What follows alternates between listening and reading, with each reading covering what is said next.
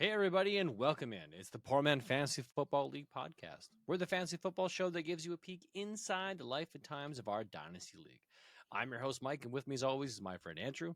And this week, we're taking a look at the AFC quarterback situation. It is Wednesday night, March 20th. Andrew, how you doing? Doing good. And yourself? I'm doing all right. I had an interesting evening with my son. We took him to his second Taekwondo trial class. The first one we took him to did not work out so well because it was not age appropriate. Oh, This one was. They invited us back to say, hey, no, he's not ready for black belt. Can you come back on a day when it's just like kids with no belts? That was today, and he thoroughly enjoyed it. oh, good. Yeah. So in other words, the first time you took him to meet Mr. Miyagi, and this time you're meeting Daniel. Yeah, meeting Daniel. That's way better. Actually, it was the same instructor who did the black belt class that did this first class with the help of student teachers. And way more fun, way more engaging, a lot less technical. And it seemed really good. Now, you'll get this joke, but our listeners at home won't. My son moves like a dancer. Yes. Yes. That's because he's been doing dance for a good chunk of his life, and he no longer wants to do that. He wants to do something different. So when he was doing his moves following the teacher, he had a certain amount of grace that the other kids did not. But the teacher was like, took notice because when she moved, when she was instructing, she had like a fighter stance. She was like, it was solid, it was firm. Like you could tell, like, okay, like you're practiced. Benson was fluid and flimsy and weak because he wasn't like holding his poses. So she took notice of that, which was neat. So he has some grace to him. Apply a bit of strength behind some of that, and I think he's got some good potential. And he loved it. He said he had a great time. Really enjoyed it. So, but that's where it's so interesting where different sports cross over and can be beneficial to each other. You look at like wide receivers. Dance would be that like a lot of them have a little bit of a dance background, but it's so that they're fluid crossover. And so it's fluid. You look at hockey players and figure skating, just to or even power skating to get their skating, their ability up, their ability and their skill and agility on the blades so much better. Wrestling and football. Right, grapple like especially for linemen, grappling and holding onto each other and pushing each other around.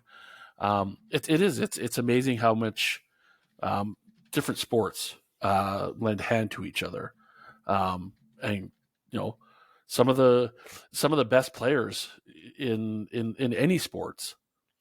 They say he's a natural athlete, can play many different sports. Bo Jackson, right? Bo knows the whole marketing campaign behind that because he was such a natural athlete that he knew how to do everything. That's actually a really good point. There's a lot of athletes, and if you look at it from a dynasty standpoint, let's look at it through that lens. We're looking at the next class of fantasy assets coming up in this draft. And we're considering their athletic profile. How well do their skills translate to the positions they play at the NFL level? Some guys, they don't perform well at the combine. That doesn't mean they're not an absolute supreme athlete because, hey, they played basketball, they played baseball, they played a variety of sports, and they could really be drafted in any one of those leagues, which is crazy to think about, that you could be multi-talented at that level and transition to a pro level. Yes. Whether you'll be successful at that pro level is yet to be determined, but we love guys that are truly athletic because they translate well. And that's going to come up to a comment later on in the show about one of the potential draftees, Okay. and just that kind of natural ability stuff. And I would think the guy that right now that's in the NFL that kind of epitomizes that the most, I think, is Patrick Mahomes. Could have been played professional baseball. Was drafted in baseball. Was baseball? Not? Was, yes, he was. Yeah. Could have gone either path, but you look at some of the stuff he does on the field, and that's why he's that natural athlete. He can, like a basketball player, kind of juke and and move around to avoid getting hit. A baseball player where just kind of the flick the ball to the wide receiver or tight end or what have you, and again the elusiveness of a basketball player, and all of those things. So it's I think he epitomizes that whole concept.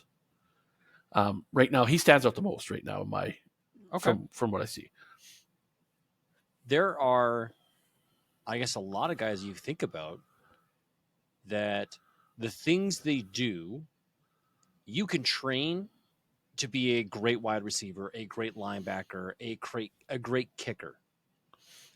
Yeah. But an athlete can go beyond that, and you see it in crunch time in those, okay, the play broke down. Now that you can't perform what you've trained to do, how does your body react to this situation? How mobile are you? How prehensile can you twist and turn on the run to make that throw, or to make that catch, or to dodge around a running quarterback that's trying to get out of the pocket before he makes that pass so you can get the tackle? Like, athleticism fills in that gap right there where training can't. Very much.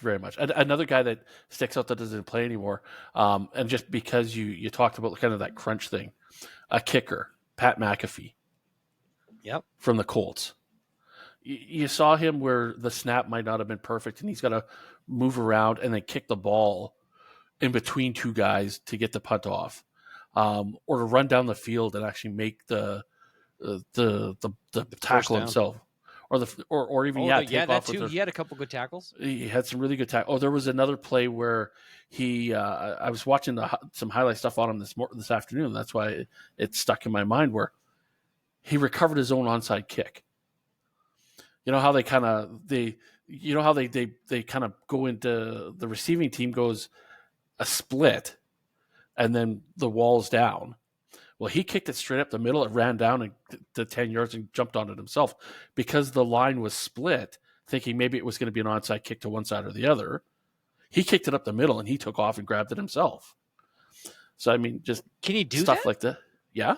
Anybody can get it as long as it goes 10 yards. Oh, I thought it was restrictive that anybody behind the kicker can get the ball. No, it's a live ball. It's a even on a punt. Even on a punt, the way it works on a punt is, if a guy is lined up behind the punter, he can go get the ball, or the punter can go get the ball. As long as you're lined up behind. Yes, those are the only two on a punt. But on the kickoff, the kicker can go get it himself. Okay, wait a second. I realize it's not humanly possible, but if you put your kicker and some speedster behind the kicker on the punt, all that runner has to do is take off when he kicks the ball, or just be behind it, because like that kind of blows my mind. Yeah. So I'm thinking about this, and if I got some speed, Demon, I'm a punter. Tyreek Hill, okay, right? Okay, that's an extreme example. I'm not sure I'd use him on punts, but somebody like Tyreek Hill, okay, he lines up with the punter kicks the ball, the guy goes streaking down the field. He somehow gets around the line, and he's streaking down there, and that guy does like one of those like fair catches. Can he just like, F you, buddy, I'm going to jump in front of you, I'm going to catch that ball because it's live for me? Yes. That's a legal play. That is a legal play. But he's got to kick. He's got to run an extra 10 yards because that punter is 10 yards back down behind the line. This is where non-domed facilities come into play, because if you can jack that thing up high in the sky Yes. and just let that hang time hit there, let your teammates get underneath it. Yeah. Perfect. Wow. But I'd love to see that happen. You can't touch the receiving guy, because that would be interference of the reception. Right. Especially if he does the fair catch. Correct. Yeah, because then he's just a standing target, right? Okay. Sorry, this is all rushing through my mind all at the same time here. But there's a lot of times where the kick return guy will just walk away from the ball. And then because he's called the fair catch. Or not even. He hasn't called the fair catch. He just walks away from it, lets the ball land and roll, and then the defensive or the kicking team then touches the ball to down it where it's at. Yeah, because they're not eligible to get the live ball. It's not live. In that scenario, it's not live until it touches one of the kick return players. That's why you'll see like in a situation like what you're talking about, if some guy's blocking me, I'll try to push him into the ball and make it hit his back or make it hit the back of his legs or something, because then it's live right immediately. Even on a fair catch, it would become live. Okay, that's fantastic. I'm thinking this though. If I'm in a situation where I want that ball down by the 1 yard line to 5 yard line, right? You're trying to get that sweet drop. Yeah. I'm going to line a guy up in the backfield. That way, that guy can't walk away from it and let it roll into the end zone to bring it out. Yeah, because if you do that, this guy's going to come down there and he's going to come grab that ball. Yeah, now you have to field it. Yeah, as long as he was behind the kicker, unless they've changed the rules, and I don't think they have, but unless they have, I just remember that from when I played, that was a guy that lined up behind the punter, but you got to have somebody that's so fast, right? Because typically, the air time of that ball isn't that great, right? That's kind of neat. I like that. I would love to see how that plays out. Yeah, that's where like if you had a Usain Bolt guy who is so fast, put him back there, and just all you're doing is you're going to go get my kick. Or if you had a really wicked kicker who could control his distance, so instead of me kicking it 60 yards, I'm going to kick it 30 yards in between the blockers and the punt returner, and have it bloop, and that guy behind you goes and gets it. He doesn't have to go as far just distance, streak right? into it. Yeah, I think if you were to Google punt plays, I'm sure you would find stuff like that. Okay, well, I won't do that right now, but man, but I am interested in seeing some very off the wall type of scenarios here. Like if I was a coach, oh my gosh, Dan Campbell. I know, but not at the pro level or even the university level. I would be searching the internet for so many trick plays that I could stuff into my playbook for different scenarios that nobody's going to see coming. Yeah, because then you're keeping the other team off guard all of the time because they're freaking out. Yeah, especially if you're doing like 2 or 3 a game that aren't the same, because then you're going to get the reputation of, oh my God, he's a wild card coach that takes all these chances. But if you look at what the NFL's doing right now with this analytics stuff, oh, you got to go on fourth, you got to go on fourth. That's really that's kind of what's happening. 10 years ago, very few teams went for it on fourth. Now it seems like 25% of the time the teams are going for it on fourth because that's what the odds are saying to do. So if you're throwing all of these trick plays in, it makes for a more entertaining game, I think. It makes it more fun. I love it when Dan Campbell does it. Even when it doesn't pay off, right? It's the gamble. You are taking the chance. You're believing in your team and your capabilities, and you're putting yourself out on the line. I really like it if it's not going to take points off the board, and potentially hurt your team. So if you're on the 20-yard line and say the score is 19-17, kick the field goal. Take the field goal, then you're up by 1, right? Because if you're take the quote unquote guaranteed points versus the because if you're not, then you're almost saying, oh, I don't trust my defense to be able to hold that 1 point lead, right? You could send that message. Yep. So I like all that the trickery and cool, like the flea flicker when that first came out. People were probably like, oh my God, how is this legal? Like, what are people doing? Like those types of things. He made a lateral pass to make a forward pass. Yes. Because he's still behind the line. Yeah. Like we used to have a play when I played, we called it the wedge. So what we did was we had our 5 offensive linemen. We had 2 running backs and a tight end between the gaps of the center, the guard, the end, and then the end. And then we had our other running back in the backfield, and then you had your quarterback. And then your 3 guys that were standing right behind the offensive lineman and the center and the 3 linemen would all peel off and go over to one side as soon as the ball was snapped. So now you got 6 guys blocking. And this is for like short yardage. So you got 6 guys blocking on a corner and the safety and a linebacker. So it's like 6 on 3. And either the running back gets it or the quarterback takes it. And you can almost even do an option with both of them going down the line. And if somebody gets through, quarterback flips it over to the running back. And you got 6 guys blocking on 2 or 3 to get you your 1 or 2 yards. And it was a great play to have. It is. And it was very tough to defend against. Your own version of the tush push.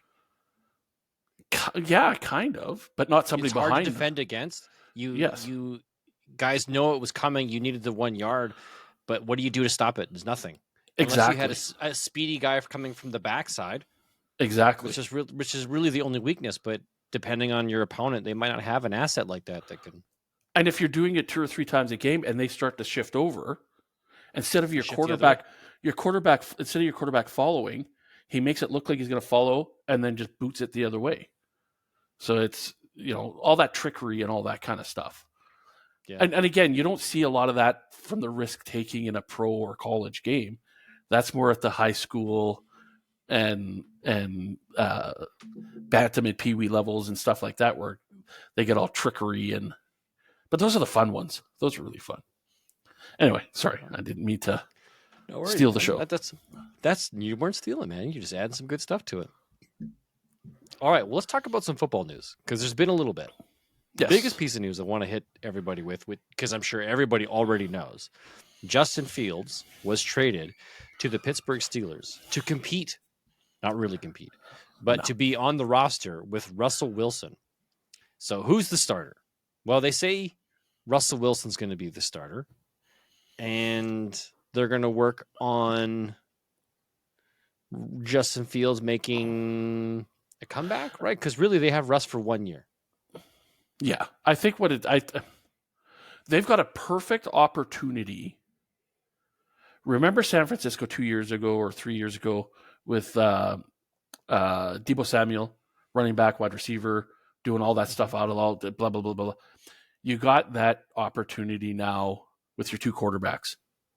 How many trick plays can you have? Hey, Russell Wilson, you're behind the quarter, you're behind the center. Fields, you're in the slot. You step back. I'm going to throw it to you. You can throw it back to me where I can toss it downfield, or you can toss it downfield. Like they can have a whole bunch of different trick plays. So it's a New Orleans scenario where you've got like your Derek Carr and your Taysom Hill, or your Jameis Winston and your Taysom Hill. But Taysom Hill is your trickery guy, and that's your Justin Fields take here. Yes, because he still has the ability to run the ball. We've all seen it. So they could use him in so many different varieties, right? Oh, I like a wildcat, or another really wicked play that you could have him line up in the slot on one side, Russell Wilson in the shotgun. He comes in motion, snap the ball directly to him as he's going by. he comes down the line and then tosses it down the field because he's a quarterback. He's got the arm to do it, right? Would you expect that play to happen? Probably not. Until it happens once, and then then it's like, okay, well, now we know you guys have this in your arsenal. It just it adds an extra dimension for defenses to have to cover, so it makes Pittsburgh more dangerous. So I am really curious 100%. To see how they're going to utilize Justin Fields. Interesting story about this, though. Kenny Pickett demanded a trade once they signed Russell Wilson. Oh, of course. He did not want to be a backup to another quarterback. Anybody that wants traded him. They traded him to Philly to be a backup behind a better quarterback. Like, all right, smart move, bud. Well, he opened his mouth and went public with it, and the team just did whatever the team wanted. But, I applaud the mentality of, you know what? I've been here. I've carried the team for a couple of years now. Did we get the wins? Not necessarily. But I've been your go-to guy. And now you're telling me not really, though. Mitch Trubisky, Mason Rudolph, those guys all got mixed in. True. Granted, Kenny Pickett was injured, but not playing great. No, he wasn't. But you still have that passion, right? Of, I still think I can perform. And I'm sure it's the same thing with Justin Fields. I'm sure he was the starter. I'm sure he thinks he can perform. And I think the camp is going to be an interesting camp as to who really is Russell Wilson done? Or are you going to start the season behind him and then take it away from him if Russell Wilson doesn't have it? That's where I'm going to put my money, is that Russell will start, Justin will take over. I think Russ is done. Mr. Corey Bittner knew he was done when he left. Yeah. When he left Seattle, right? It was all about happy for that trade done. Russ had a couple games, couple performances with Denver, but nothing to make it like it used to be. Yeah. So I think see what happens. They could be in a unique situation where they have two decent guys that, they play so totally different, but, Fields, just play the hot hand. Russell Wilson, you're going to play until you lose a game. We're going to put Fields in. Fields, you're going to play until you lose a game, and swap back and forth to see who stays hot. Make it, hey, you want to play? And both of them, I think, have incentives in their contract for the number of games they play. Well, so it's if you want to get paid. If Justin Fields plays more than 51% of the snaps, the pick that he was drafted with, a sixth rounder, turns into a fourth. So it's in Pittsburgh's best interest to keep him under. Yes. To keep him under, right? So they don't have to convert that sixth to a fourth. Yeah. So I imagine they'll probably manage that. Yeah, he'll get 49%. Exactly, like that's where he'll finish. Okay, let's talk about Caleb Williams. There's 99.9% chance he's being drafted by the Chicago Bears first overall. Yeah. Yes. And that kind of was solidified a little bit today in his pro day, because today was his pro day. Okay. He threw in front of all the Bears head coaching, executive, and even Keenan Allen came out to watch him. Oh, really? do his pro day. Wow. Kind of just as, as support, right? Hey, dude, I'm interested to see what you got. So you could be my guy. Yeah, you could be my guy. There was even a picture of them walking down the tunnel together, talking to each other. So Keenan Allen may have been brought in to say, hey, I'm new here. You're going to be new here. Let's work the rest of let's set up some off days after you get drafted, and we'll work out together and work some chemistry and become the next, Patrick Mahomes, Tyreek Hill style teammates. Yeah. Cool. Right? So I think the Bears are going all in, but does Caleb Williams want to go there? That's the other. Oh, man. That's the caveat of it, right? Yeah, I hope that drama, as fun as it is to watch, it's really not good for football, in my opinion. No, I hope it's that not. It gets checked at the door and He just shows up and does what he's supposed to do. Like, man, if you want to play professional football, you get in line. Don't try and break the rules. You're not that special. There are 128 times 125 guys lined up behind you for the 128 teams in college with 125 guys on it that are all wanting to play football.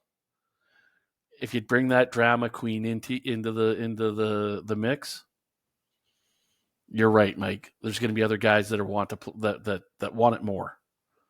And you're not that far ahead, skill wise, of everybody else to deserve that. Well, he gets labeled special treatment. He gets labeled as being a special talent, a generational talent. Well, didn't Trevor Lawrence have that same tag? Yeah.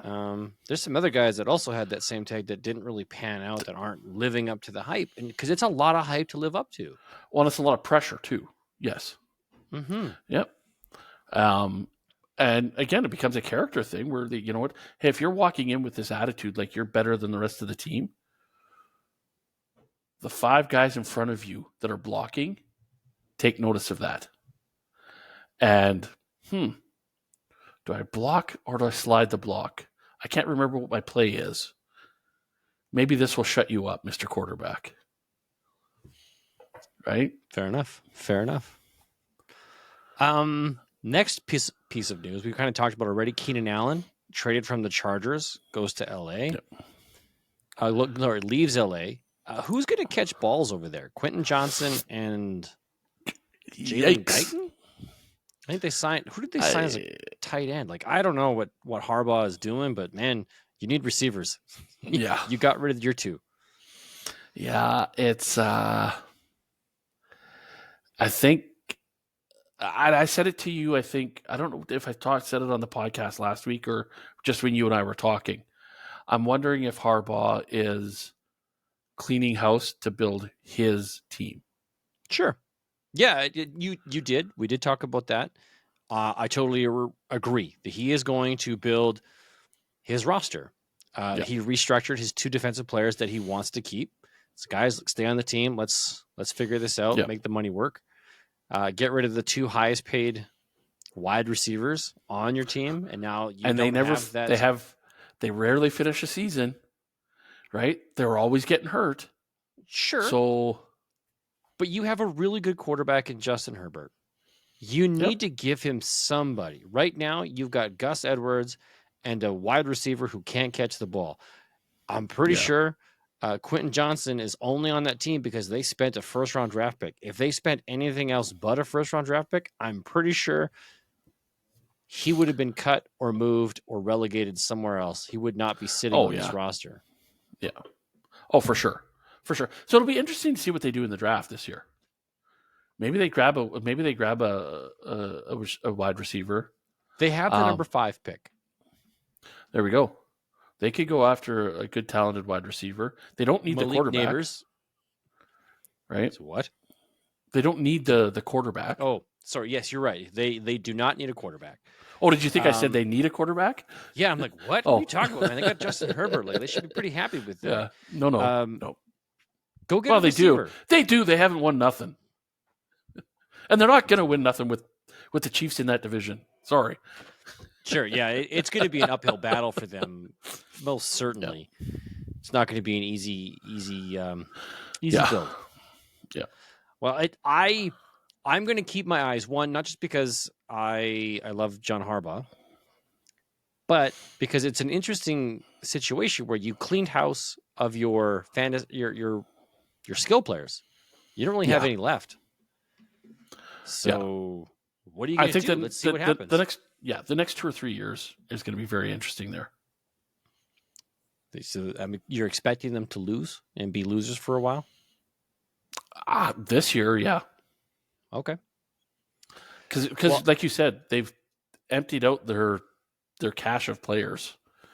So unless they become the Mighty Ducks of Disney, and come together as a team and play as a team and steal some wins, I don't see it. Right? Okay, it's going to be tough. Yeah. Well, let's keep talking about these guys. Wide receiver Mike Williams, who was released, has now signed a 1-year deal with the Jets. So Aaron Rodgers now has a qualified One more target. big body receiver to go with Garrett Wilson, right? I think that's a really nice tandem. Yes, very much. So for all you guys that have Mike Williams shares, I think you kind of got a bit of a blessing here. Yes. I'm not sure if it's going to pay off. It all comes down to what Aaron Rodgers can do, but still. Could have went to Chicago where you might not have a quarterback, right? Well, his buddy Keenan did. Yeah. Other news, wide receiver Jerry Jeudy signed a big extension. I did see some good conversation between some of our league mates today in regards to that conversation of this type of pay deal. So Evan talked about Jerry Jeudy's contract being the new norm for wide receiver twos on a team. Yeah. Getting paid well. I think you're starting to see that because of teams like Cincinnati, where you've got two really good and Miami, two really good quality wide receivers. There's not a lot of drop off, right? And between the two, they both perform. If one of them's having a bad game, the other one picks it up, right? So, with the cap going punch. Up, exactly, and with the cap going up every year, it seems like teams have a little bit more cash to throw at that number two, which will help them get paid. Guys that are that have good quality. So you don't pay your running backs, right? Because until recently, right? But let's just say there's a downward trend of how much running backs are getting paid, but there's an uptrend in the wide receiver two getting paid because now teams are focusing more on, hey, if I have a really good wide receiver, I want to give him somebody almost as good or as good as I can get on the opposite side because now they have to split coverage to cover both assets, which now opens the lane for my lowly paid running back, who I can easily replace if he goes down with another lowly paid running back. Yes. Okay. I think the next one that you're going to see get a jump in pay are the tight ends. Because we saw some weird tight ends get paid this year. Yes. But I think the tight ends are now starting to elevate their game almost into a wide receiver two. You look at Kansas City; he's their wide receiver one. Right. You look at Kittle, Detroit, Detroit, Sam Laporta, George Kittle, Sam Fran, Mark Andrews in Baltimore. Those guys are making a statement to be a number two wide receiver or even a number one on certain teams. At least depending on the game situation, because they certainly can perform when they exactly are asked of it. Yeah, exactly. So, to me, they're almost more important than that wide receiver because if they got to stand back and block and protect the quarterback in certain situations, they have that ability. Would you trust a 125-pound wide receiver to block a linebacker to protect your quarterback? Probably not. But I would trust my 6'6", 250-pound tight end. Exactly. Yep. So I think that might be the next jump in, and we did see it a little bit this year, but a bigger jump in their importance on the offense. Okay. Another note here. Running back Joe Mixon signed an extension with the Texans. How exciting is that? Well, being a fan of Mixon, I like it. You know what? You busted your butt for the team that you were with. Unfortunately, they couldn't afford because they were a small market team to pay you. And the team that you went with says, hey, welcome aboard. And by the way, we hope that you're with us long term. So we like what you did. Yes. Do that again. Let's pay you to make sure it happens. Do that for the next 5 years for us, please, and thank you. Yeah, take it. All right. Well, that's exciting. As a shareholder of Joe Mixon in a few places, I'm very excited to see this is what happened. I was excited that he at least got a 1-year deal, so to speak, when he was traded. But now that they extended him, okay, I like having this asset now. Yeah. And that just, you know what, that's just going to add to his confidence, and that solidifies him as the main back there then, right? So, Mm-hmm. you know, he doesn't have to look over his shoulder for the next few years thinking, is some rookie going to come take my job? Damian Pierce is not going to take it. Damian Pierce will be the backup. Yeah. All right. 2 more pieces of news. The first piece is Netflix is releasing a show called Receiver, kind of a playoff of their quarterback series. This one's going to star Devontae Adams, Justin Jefferson, George Kittle, Deebo Samuel, and Amon St. Brown. I'm actually very interested in seeing what this is going to look like and what it's going to show. Are you going to watch? I'll probably check it out.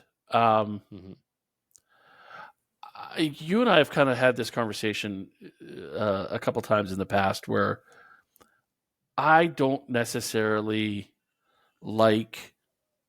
I know this is how they get paid and the endorsements and all of that, but when you start seeing a guy everywhere, every second commercial, and then you see him have a shitty year, he's too distracted.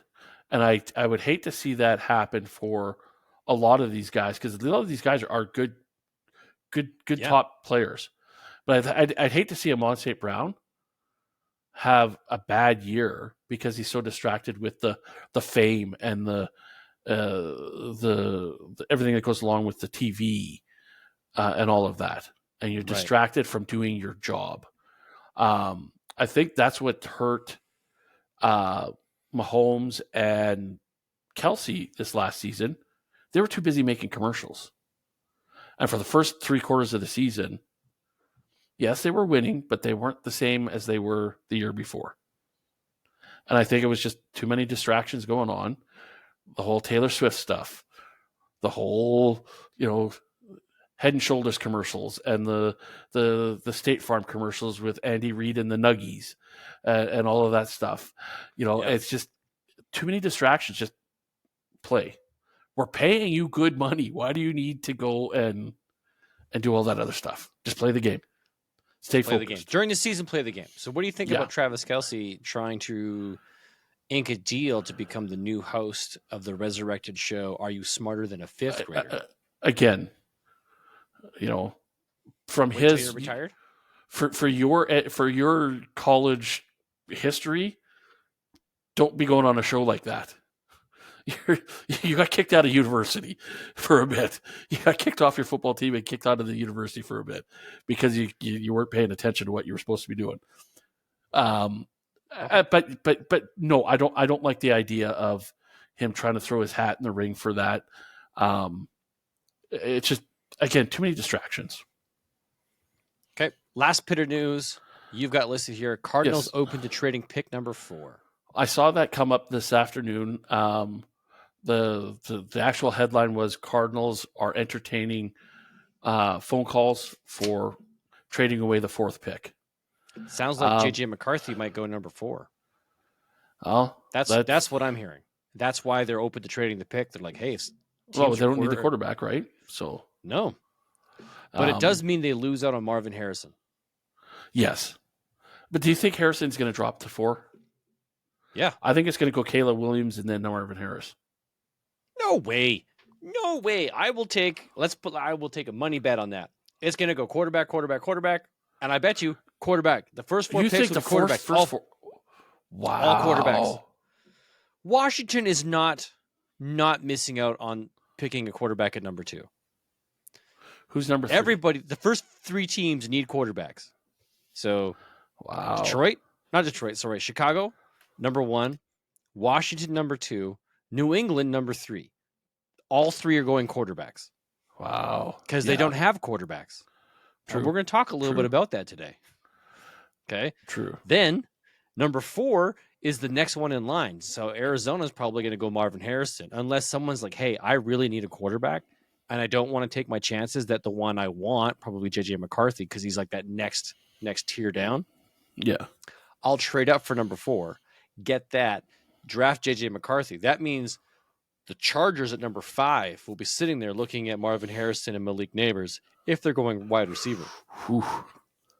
Marvin Harrison and Ooh, that could be a good one. It could be fantastic. Coach Harbaugh's like, hey, you know what? I saw what you did to us in Michigan. I'm going to ruin your career. No, Come I'm play gonna snub. football for I'm me, gonna, and I'm going to snub you. run the ball forever. Yeah. I'm going to snub you and take somebody else. Another wide receiver. No. Yeah, sure. Right? Like that could be the case. Yeah, so that's Wow, what I've been hearing rumor-wise. Oh, it makes sense. It totally makes sense. Wow. Okay. The guy that everybody I think the guy that everybody predicted in October to go number 1, Marvin Harris, now drops down to 4 or 5. Well, that's because teams an interesting few months. It's not a slight against his skill and ability. It's more about team need and the level of importance. Exactly. He's worthy of going number 1. There's several athletes, players in this draft class on the defensive side at least that could go number 1. Yeah. All right. Well, you know what? We got together tonight to do one thing, and that was talk football and relate it back to our fantasy football league. So what we're going to do now is we're going to transition over to talking about every quarterback situation in the AFC. So we're going to talk about AFC East, the North, the West, and the South. We're going to kick things off by talking about the East. So that's your Buffalo Bills, your Miami Dolphins, New York Jets, and the New England Patriots. And we're going to kind of go in how they finished last year's. So the Buffalo Bills took the division. We know they've got Josh Allen, number 1. That's currently owned by Bryce. He's got to feel pretty happy. Mitch Trubisky, sitting out on waivers right now in our league, is the backup. Yep.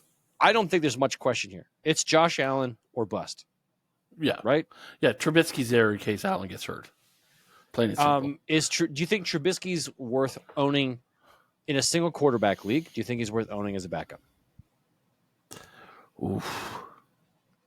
No, because the reason I say that is because we're a 10-team league. Yep. You can have 2 starters, and you don't need Mitch Trubisky. If you had if Bryce has Allen, say he's got we're gonna talk. He's actually got Martin quite Lawrence. A few. Like maybe he had Martin Lawrence, right? Yeah. If Allen goes down, he throws in Lawrence. I mean, you might like even myself, right? I've got. Well, let's not jump there yet.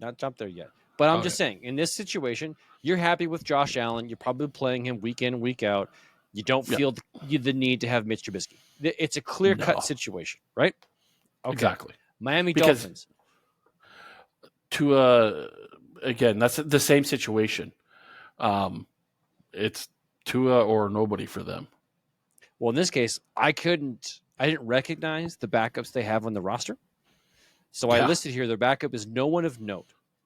So you're happy. I'm happy with Tua as if I have him on my roster. To me, I don't think he's a week-to-week starter. He's more of a matchup play. If my main guy gets hurt, then I've got somebody to slide in. And he's currently owned by Chervin. So Chervin's got Tua on his roster. Doing okay. Yep. Let's move down to the New York Jets. The New York Jets have Aaron Rodgers with Tyrod Taylor as the backup. Josh is the Aaron Rodgers owner. How comfortable if you had Aaron Rodgers on your team right now, and I think you do in one league. Yes, I do. How do you feel about Aaron Rodgers going into this season? Oh, I was high. Like you know me, I don't like Aaron Rodgers. I never have, never will. But I was high on him last year, being a top 5 guy. Just because of all the weapons he's got around him. And now they've added a couple more this year. If he is truly healthy, he could have another MVP season. Okay. So you're pretty comfortable with Aaron Rodgers. You're optimistic of the season he could have. Yes. Yeah. Okay. As long as he's 100% Aaron healthy Rodgers again. Would you want Aaron Rodgers as your number 1 quarterback, or would you prefer him as your backup quarterback where you can play him based upon... Oh, that's a tough one. Depends on who my other quarterback is. Like if I got Mahomes or if I got Allen or if I've got even Lamar. Starting. No. Okay. But I think he's going to be that guy who's going to be quietly climbing up in the rankings, and then the people are going to say, "Oh, he was the number 3 quarterback last year," and people are going to be like, "How the hell did he do that?" But I think he's going to throw for a ton of yards. They're going to get a ton of touchdowns. So I think he's just going to be that quiet. Because he's not going to be that flat. I don't think the Jets are going to be that flashy Kansas City, Cincinnati, Philadelphia team. They're going to be that quiet team like Detroit. We're going to beat you by 2 or 3 points, and we're going to end up with a 13-5 record or a 14-3 record or what have you, right? Okay. All right. Well, that makes sense. Let's move on to the New England Patriots. Right now, Jacoby Brissett is the listed starter. Yeah. Bailey Zappi is the backup. Both of these guys are currently sitting on our waivers. Yeah. I'm fairly confident, to the point where I will put money down, if need be, that they will draft a quarterback at the number 3 spot.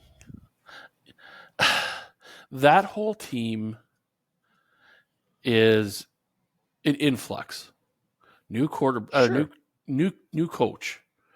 New could it be a new quarterback probably? Or Brissett starts the first game or two and then the other quarterback takes over. They're going to be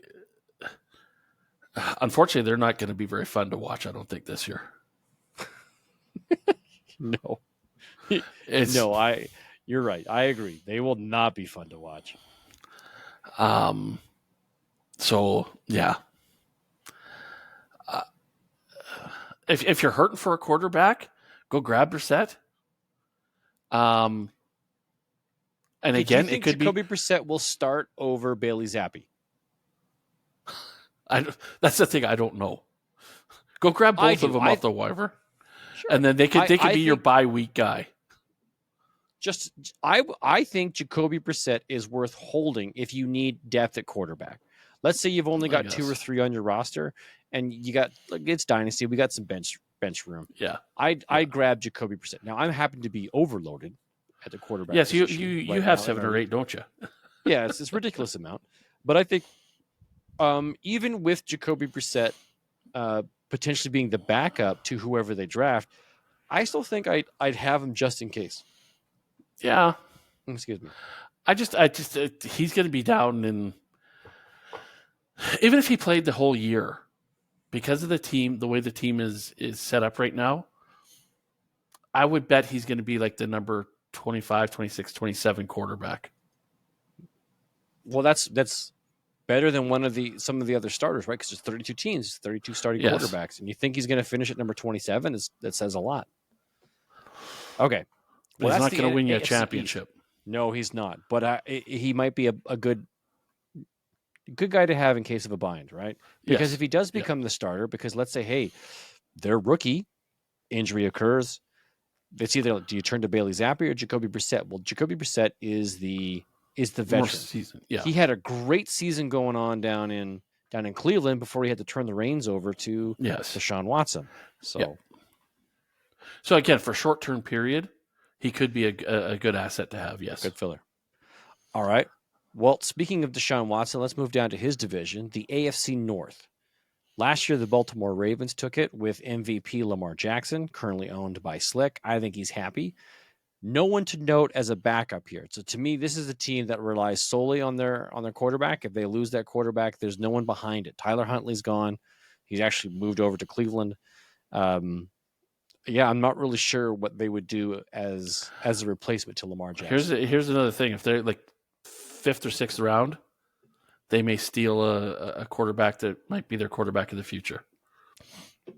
Or at least a solid backup. Yeah. Pick up somebody that can sit behind Jackson, and then if Jackson does get hurt, right, slide this guy in. Yep. All right. Next up, we got the Cleveland Browns. Deshaun Watson. I'm the current Deshaun Watson owner. Oddly enough, I got saddled with him in a lot of places. So I'm still holding out hope that he can at least do something fantasy-wise. But they brought in Jameis Winston and Tyler Huntley. Now, Evan, based upon the conversation from earlier in the day, he thinks that Jameis Winston was brought in with the intent to start the moment Deshaun Watson can't perform, isn't performing, or goes down to injury. He's a quality backup, and the translation between him and Deshaun Watson for the other assets, like your Jared Jeudy and your Amari Cooper, it might actually have an uptick or might even be just as good. Yeah. Could he do even as good as Jacoby Brissett? Probably not. I don't know. I think yes. I think Jameis Winston is on par with Jacoby Brissett. I don't think he's any worse, and I think he has the potential to be better. Okay. He is interception prone, but he does like to throw that deep ball. So as an Amari Cooper owner somewhere, I don't think I have any Jerry Jeudy shares, but I'm more optimistic. Sure. Deshaun Watson in this case is not my starting quarterback. I've got Dak Prescott and Kyler Murray. Yeah. So I'm feeling comfortable as my number 3. If he decides to get hot and goes back to his rookie year, great. Then you can slide him turn in. it something. Yeah. I think almost everybody in the league kind of feels like you. Like his time, I think, is come and gone. He's like that Le'Veon Bell, sat out the year and just could not recover. Nope. Deshaun Watson was forced to sit out the year and just doesn't seem to be able to recover from it. Well, he was benched and then he sat out a year. Yeah. So he missed 2, right? Yeah. And he hasn't been the same since. Yeah. This will be his first year really getting a try because the moment he started for Cleveland, he got injured and didn't at all fold. Yeah. All right. Okay. Pittsburgh Steelers. Now, we had talked about this earlier. Pittsburgh, Russell Wilson, currently owned by Josh, who also owns Aaron Rodgers. Justin Fields, which is owned by Donnie, our current champion. Not that he really needs Justin Fields, but he has Justin Fields. So I'm really curious. This is going to be interesting to see who comes out on top, even throughout the year, right? Does Fields steal the job from Wilson? Or does Wilson... Great for Donnie. Yeah. If Wilson goes back to his old Seattle ways, great for Josh. Great for Josh. I think right now it's an uncomfortable situation for both these guys. It's going to be very uncomfortable in the locker room. Yeah, well, yeah, okay. I'm talking about fantasy owners, but yeah, it's got to be weird for them in the locker room. But Josh owns Aaron Rodgers and now Russell Wilson, so I'm hoping he's going to do something about his quarterback situation. Donnie, I don't know who his other quarterbacks are right now, but hey, look, if I'm Justin Fields, I'm happy that I have him, and I certainly hope that he's not my starter. I just hope I have him. I have enough depth of the position that Justin Fields I can hold on to him, kind of like how I'm holding Deshaun Watson to see if he can somehow get a shot again to relevance.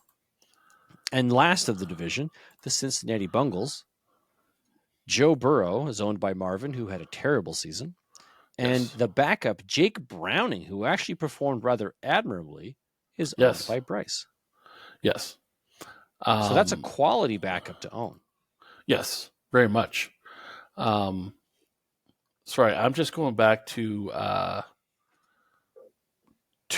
Donnie. Donnie's team? Yeah, his 2 other quarterbacks are Matt Stafford and Zach Wilson. Ew. Yeah. So he's currently in a little bit of trouble for a quarterback. And I remember and the reason I went and I looked is because I remember part of the way through the year last year, he was looking for a quarterback, I think, when Fields went down. And missed a little bit of time. And I had made him a trade offer that he had declined at the time. Because he was just going to try and ride out what he had. But yeah, interesting.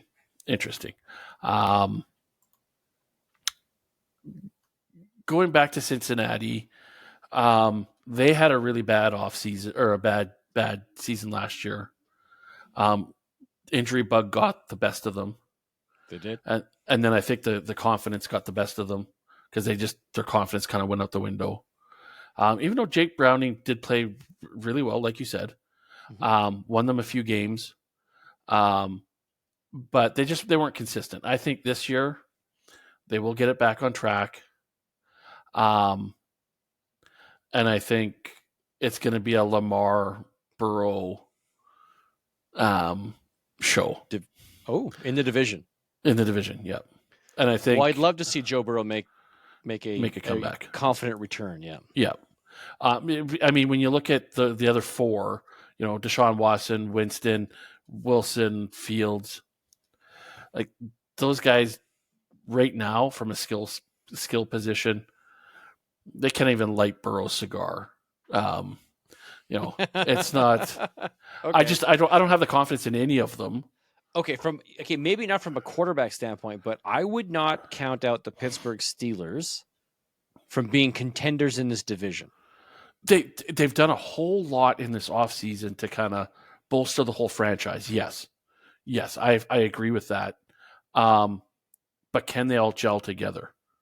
Because if Russell Wilson gets off to a slow start, everybody starts losing confidence, and now all of a sudden now we got to learn a new offense for Fields, and is the hole dug too deep for us to even get out of? Right? It's going to depend on how long of a leash Wilson has, and I hope it's short. Right. You hope it's short. Like you just want him out. You just want him done. Okay. When a team is going to pay $40 million so that you don't play for them, that just says a lot. It does say a lot. Gotcha. Yeah. All right, AFC West. That's your Houston Texans, your Jacksonville Jaguars, your Indianapolis Colts, your Tennessee Titans. Off the top here, Houston Texans, CJ Stroud. Looks to be a mighty fantasy asset. You're the owner of CJ Stroud. How are you feeling about that? There's many weeks last year I wish I had him in instead of my other quarterback. But how do I not start my other quarterback? Well, which we'll talk to later. CJ Stroud. Yes. And you wouldn't have known. It's a rookie season, and he's an Ohio State quarterback, which, historically speaking, haven't done well. But are you happy? You've got Patrick Mahomes, and now you've got a bona fide rookie that has performed in his rookie season. Are you comfortable with CJ Stroud as your backup, potentially being a 1-2 punch if you need to alternate if something happens or you lose confidence in Patrick Mahomes? Yes. Okay. But I mean, there's always that worry about the sophomore slump. Mm-hmm. And can the Texans really repeat what they did last year? Because they had a big bounce back year. When we looked at them in this time last year, we did not expect them to be winning the division. Yeah. I mean, that's a division just in shambles anyway. But, when we start talking about some of the other pieces that teams have put into place, Houston's done a pretty good job this offseason as well. Right. So, so to answer your question, yes. Would I go after Davis Mills as a handcuff to him? Probably not, because I have Mahomes, right? True. But there's also no contest here. Davis Mills isn't going to threaten CJ Stroud. No.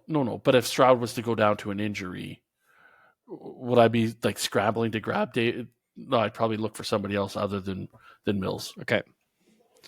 All right. Next up here, we got the Jacksonville Jaguars. We've got the whatever you want to call Trevor Lawrence. He's currently owned by Gabriel, who's in a rebuild season.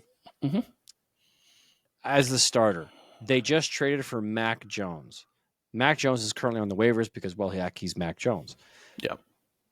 When you put their two seasons side by side, it's fairly comparable. There's not a lot of difference between their performances. Yep. Do you think there's a chance that Mac Jones threatens Trevor Lawrence?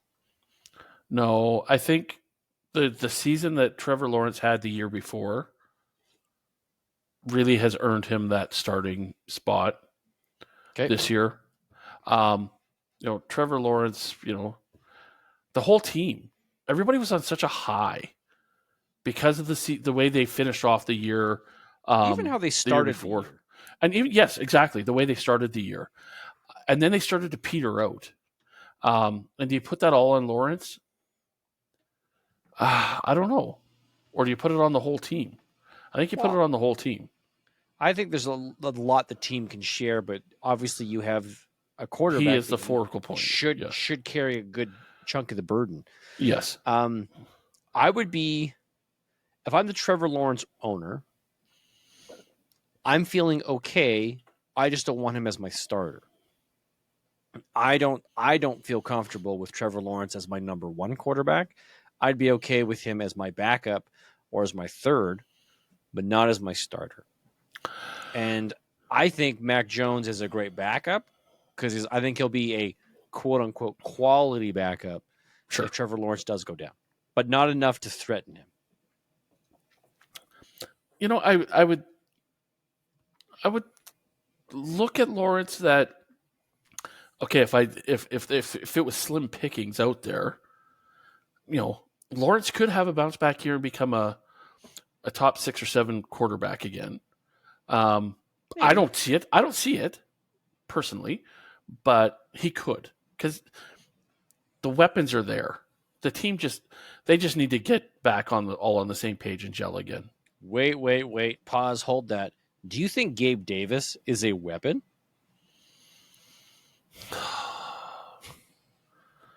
They're paying him. He better be. Yeah. Right? He's getting paid to be a weapon, but he better step up. He better step up and be the number one guy there. Okay. I can't see it.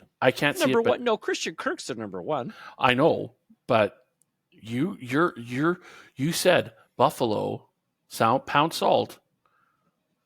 I want to go get paid, and the Jaguars paid me, so step up. You better be lives up. You better be right behind Kirk. And pushing him for the number one. If you're not going to be the number one, you need to be pushing him for the number one.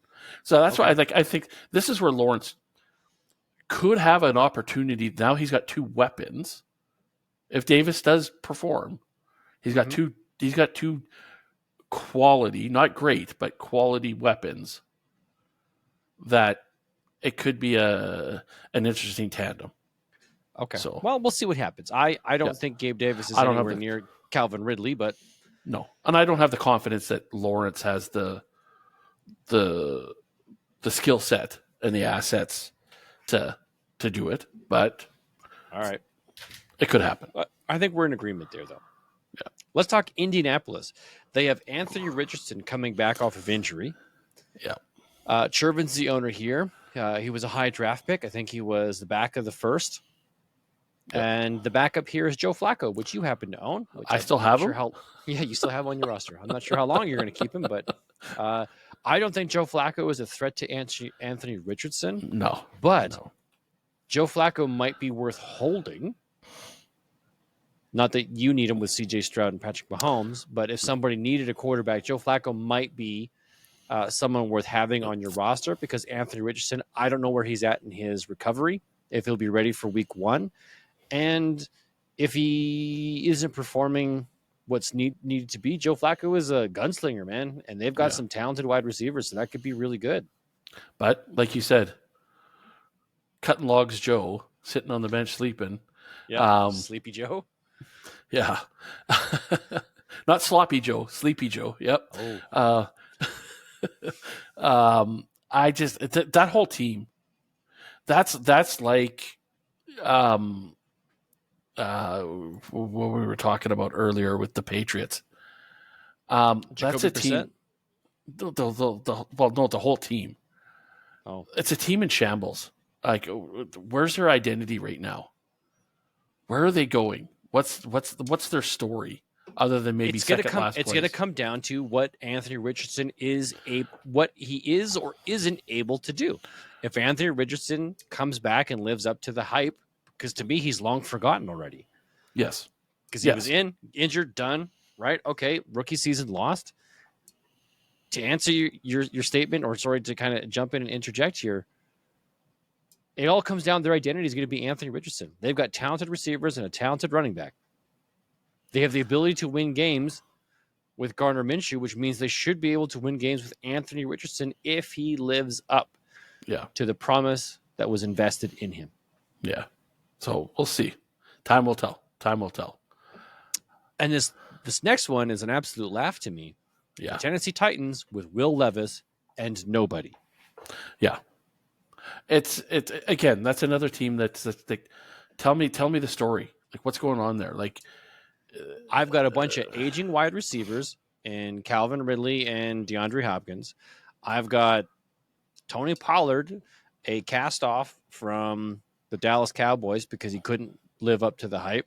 And now I've got Will Levis with nobody behind me. How did these guys not take a shot at trying to grab Kenny Pickett or Mac Jones or even Garner Minshew? Heck, if Garner Minshew was on this team, he'd be competing for the number one job. Yeah. Yep.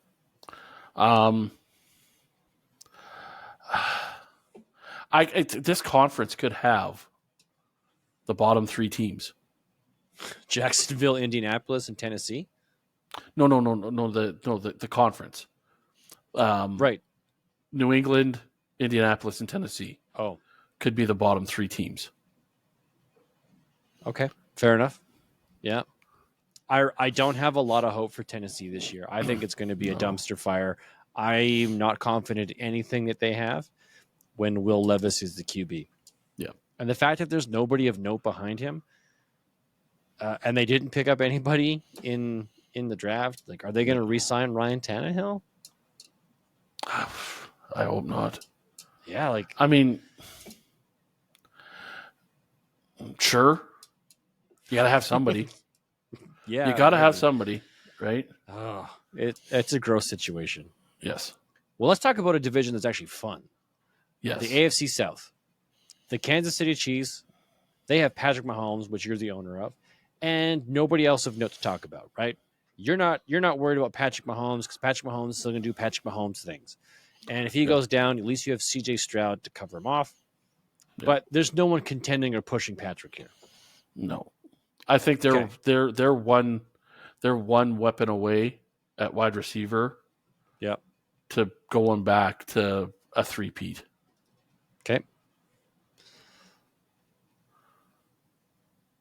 Las Vegas Raiders. Last year's starter was Aiden O'Connell, currently owned by Bryce. Garner Minshew II, currently owned by Marvin, was signed, and in his press conference, which I did not watch, but I did read the highlights from, he said, look, no promises were made. But they did say, you will have a chance. Wow. So they didn't bring him in to be the starter. They didn't bring him in to be the backup. They brought him in to give him a chance. Yeah. Well, they're saying to both guys, the team could be yours. Who wants it more? They put themselves in a position to run with these two guys throughout the season if they're unable to make a trade up to go and get a quarterback that they'd like to draft. Whether that's J.J. McCarthy or Michael Penix Jr. Or whoever else they might feel comfortable with. But that is them. Yeah. Granted. And maybe what they're thinking is, if neither one of them works out, maybe we finish low enough that we get a top pick the following year and go get a guy. Okay, that's possible, except how do they finish lower than the Denver Broncos, who don't have a quarterback on the roster? Well, they're getting draft one, so hopefully the Broncos can finish a little bit higher. They want to draft one. If they can get there, yes. But they don't have a draft pick that allows them to do so. They currently have Jarrett Stidham on the roster. That's the only quarterback that they have. Now, I'm not sure exactly of the Denver Broncos. I'm just going to look that up. Denver Broncos draft pick. Because we were talking before, number 7. They have number 7. Number 7. Okay, so at least they're because close they to were the top. Because we were talking J.J. McCarthy a few weeks ago. Okay. This is a team that might have to trade up to 4. Yeah. To go and get J.J. McCarthy. Yeah. Because if they don't, there's somebody else who's going to jump ahead of them. The Raiders even. But do you trade within your own division to get to that? What? No, because the Cardinals aren't in Oh, the that's the division. Cardinals. Sorry, I was thinking the Chargers had the. Yeah, no, the fourth. No, it's the Chargers are at Cardinals. 5. The Chargers aren't going to be like. Yeah. So they're either going to have to trade number 4 to go or ahead, number 6. or number 6. Like, okay, but let's just say I don't know who number 6 is, but if the Raiders are looking for a QB of the future, and the Broncos are desperate looking for a QB of the future, and they haven't solidified that pick yet, because they're probably going to wait till draft day. They're probably going to wait and say, okay, this who went 1, this who went 2, this who went 3. Okay, number 4 is on the clock. Let's get this deal done. Let's jump up there. How busy are the Raiders looking? Or is another team out there that's trying to jump up that might be looking for a quarterback that we were not aware of? Because yeah, if I'm the Denver Broncos, I'm terrified. You just shipped off Jerry Jeudy. You only have Cortland Sutton left and Javonte Williams. It's not much of an offense. And Stidham isn't throwing the ball to them. Yeah, let's. Oh man, this is bad. The Denver Broncos are in rough shape. Yeah. Yes. Really, if the Chiefs don't win this division, there's a problem. It's going to be embarrassing. Yeah. I think they'll probably get a little bit of a push from the Raiders, but I don't think the Broncos or Chargers this year are going to be. No, you're right. I mean, and Aiden O'Connell, he was adequate. He's not. Yes. He's not. To me, he's not a perennial starter. He was adequate. He got the team through where they needed to go. Yeah, and they etched out wins. Yep. Mostly because of their defense, but yes. Yeah. Okay, last quarterback, Chargers, Justin Herbert, owned by Donnie. There's no one behind him, but then there's also nobody to throw to. So, Donnie, you don't have the greatest quarterback room right now as of today. I wonder how comfortable Donnie feels about that, or if he realizes the situation his quarterbacks are in. I think he's thinking, hey, I'm going to repeat with the same team I had. Yeah, I'm just because I win. Well, he's also got no draft picks this year. Oh. Yeah. He punted all his draft picks and went all in to win the championship, which paid off because he got the championship. So I believe he's got the 508. It's the only pick he's got left. And that's not his pick. It's somebody else's pick. It's something that he got in trade. So I may have to go take a look at Donnie's roster and see what he's got that I could see if you can help him out. Yeah, I'll give you a draft pick for your top running back. Yeah, doubt that. He's got Breece Hall and Bijan Robinson. That's going to be pretty hard to pry out of his hands. He's even got Rashad White, so he's looking good. Well, he's got Javonte Williams. If you really need a running back that's going to get a ton of work next year, Javonte Williams might be the guy. Oh man, or a wide receiver. He's got a few dudes on his roster, but yeah, he's got a 5th round pick if you want to try and work something out. Yeah. All right. Well, that's our quarterback situation review. Yeah. Kind of fun, kind of neat to see where teams are at and how it kind of impacts our fantasy divisions, our own fantasy lineups. Yeah. I'm comfortable with my quarterback situation. I also have a philosophy which not everyone might be aware of, so I'll recap it. I like to draft a quarterback every year. It might not be the best quarterback because now it seems like after a trend, I think you started, Andrew, spending a 1st-round draft pick on a quarterback in the late first. I started that because I didn't have a quarterback, sure, and I was desperate. And you spent it, and you did. But you know what? Looking back on it, I spent 2 1st-round picks getting Michael Carter and Trey Sermon, and that did not pan out. So really, those late firsts are kind of those magical dart throws for what your team needs. Yeah. But yeah, so now so in most cases, I'm looking for like your Hendon Hookers, your Sam Howells, the guys that went later in the draft to add to the depth at my quarterback position. So that's kind of like how I do it. Yeah, for the guy that you need for your bye week, and hopefully it's a favorable matchup. Like if you had like Sam Howell playing against New England, I'm sure he's not for New England, against New England. Yeah, but New England always had a good defense, so it was tough for them to pick. Okay. If you picked him against a soft defense, like, okay, look, this is a guy who's going to throw it 40 to 45 times a game. Sure, Yeah. in a bye week. Now, granted, my philosophy in this case is I want to grab a rookie quarterback to sit and wait 2 or 3 years and see if something happens. Yeah. And if it doesn't, then it's like, all right, Mike White, Sam Howell. Well, I guess I'm still hanging on to Sam Howell because I like the idea of what could happen there next year if Geno Smith is gone and they don't renew. Yeah. That Sam Howell might have a chance. Anyways, Yeah. that's just kind of like my thought.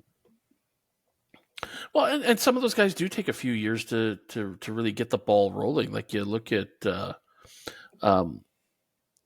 Rams and the Lions, and those quarterbacks weren't lights out their first year.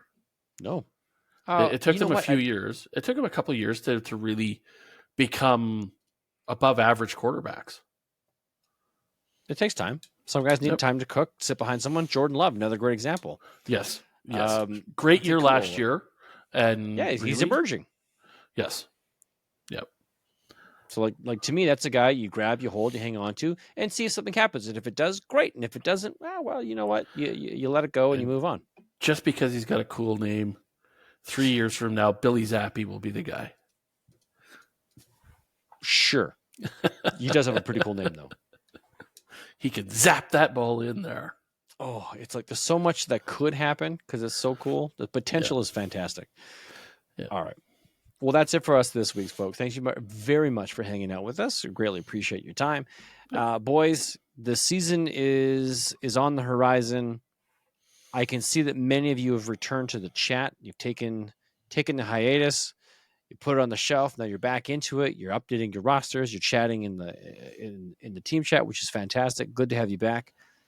Yep. Yeah, but you know what, boys? Check us out. We're putting out the content every week, each and every week on this podcast. You can find us on Facebook, Twitter, TikTok. Poor Man Football, all one word. We're still working on that website from last year, man. I'm telling you, we're slowly working on it. It's going to happen, and the fun things that will be available once it's ready. And what are we doing next? Next week we're doing the NFC quarterbacks, right? No, or are we going running backs? We're gonna plow through the entire AFC. So next week is AFC running backs. Oh, it's running backs and then wide receivers, and then we're going back to the NFC. So for the next 6 weeks, folks, we're going to be breaking down. We're going to go AFC, running backs, wide receivers. We might throw in tight ends. Maybe we'll do a joint tight end scenario. We don't give a lot of attention to tight ends because there's not a lot to talk about. Yeah, when it comes to them. Although I used to think I was the tight end whisperer, where I would make things happen. And then I realized it's only because I had like 10 tight ends on my roster, and I wouldn't always pick. Just to give you guys an example, I have Sam Laporta in this league. Never played him. I'm even a Lions fan, and I never played him. He's still on my taxi squad. Wow. I didn't play him. Wow. Wasn't he like the number 3 tight end? He was the number 1 tight end on the season. And I never brought him off my taxi squad. So I no longer believe that I am Who did you put in? Well, I played Trade McBride. And I think I traded the other tight end that I had. But I have Justin Knox and Juwan Johnson. Oh, TJ Hawkinson. I had TJ Hawkinson. Yes, I remember now. Yeah, that's right. So I had the former Lions tight end. Yeah. Anyways, we'll come back next week with some more AFC Situation Room to have a look and see what's going on and how it impacts us. Yep. So you guys enjoy your night. Thank you for joining us from one poor man to another. Remember, if it's not fun, it's not worth doing, everybody. Have a great week, everybody.